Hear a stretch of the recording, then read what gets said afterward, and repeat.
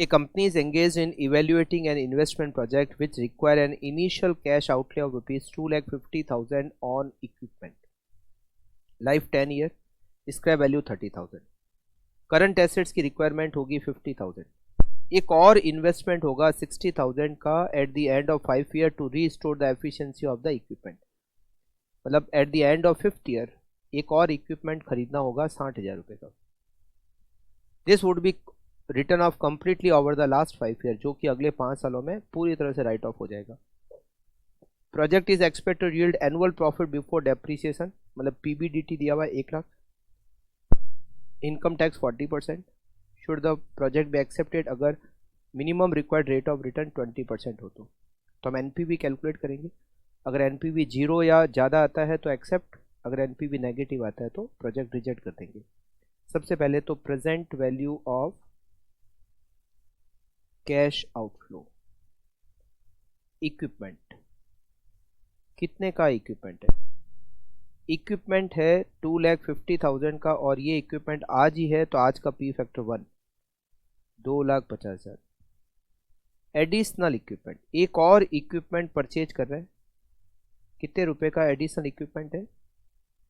वो है 60,000 का, और वो होगा eight the end of 5th year. तो 5th ईयर का पी फैक्टर 1 डिवाइडेड बाय 1.2,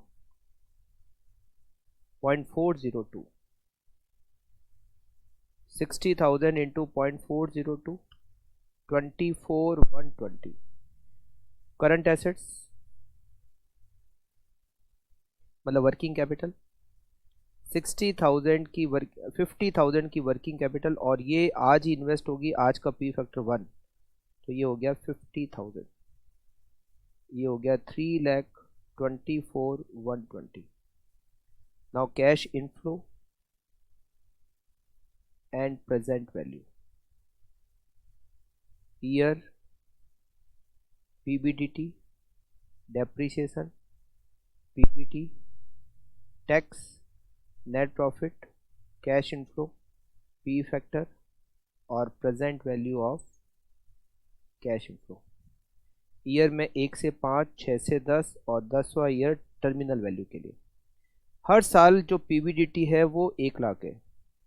1 से 5 हर साल 1 लाख, और 6 से 10 हर साल 1 लाख. डेप्रिसिएशन पहले 5 साल केवल इसी इक्विपमेंट का लगेगा, और 6 से 10 में इसका भी लगेगा और इसका भी लगेगा, इसलिए इसको अलग अलग किया. 1 से 5 अलग, 6 से 10 अलग. 2,50,000 इसकी स्क्रैप वैल्यू है 30,000, और इसकी लाइफ है 10 साल. 1 से 5 साल केवल इसी का डेप्रिसिएशन आएगा विच इज़ 22,000. फिर 6 से 10 इसका भी आएगा. ये कितने का है? 60,000. 60,000 इसकी स्क्रैप वैल्यू 0, और इसकी लाइफ हो गई 5 साल. इसका डेप्रिसिएशन हर साल 12,000, तो 22 और 12 टोटल डेप्रिसिएशन 34,000. 1 से 5 एवरी ईयर डेप्रिसिएशन 22, और 6 से 10 every year depreciation 34.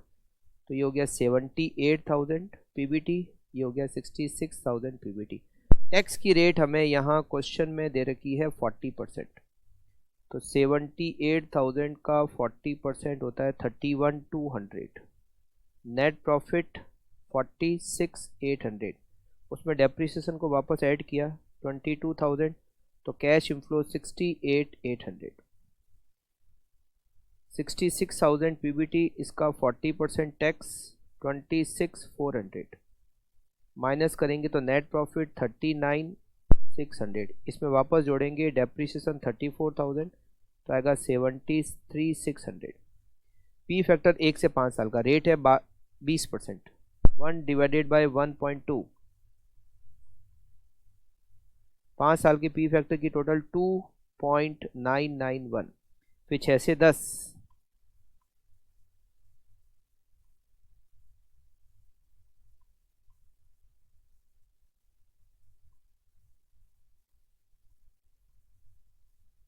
1.202.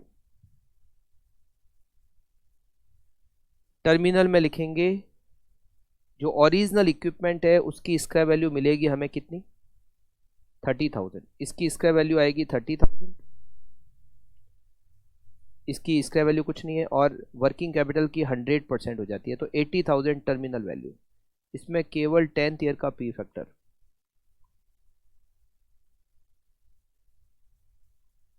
0.162 present value. 68,800 multiply by 2.991, 2,05,781. 73,600 multiply by 1.202, 88,467, 88,467. और 80,000 multiply by 0.162, 12,960. total 307,208. NPV equals to present value of cash inflow minus present value of cash outflow. 307,208 minus 324,120 equals to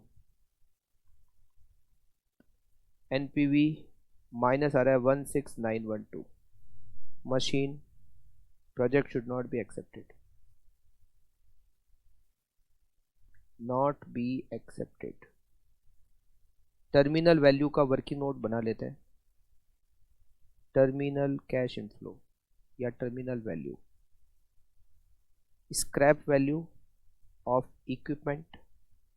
equipment की scrap value 30,000 और realisable value of working capital कुछ भी नहीं दे रखा है तो हम उसको 100% मान लेते हैं 50,000. दोनों मिला के टर्मिनल वैल्यू 80,000.